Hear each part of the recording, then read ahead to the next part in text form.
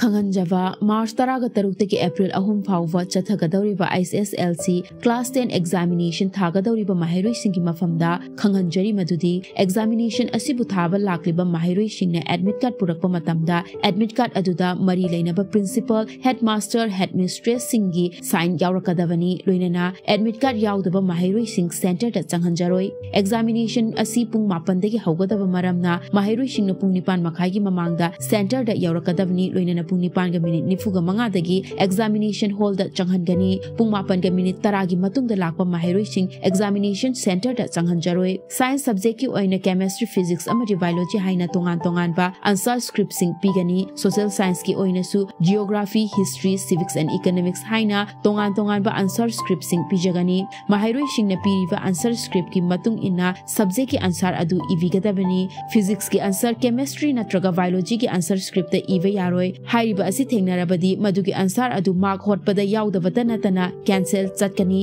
खंगनजरीबा doctor S Mangijao Sinha secretary BOSEM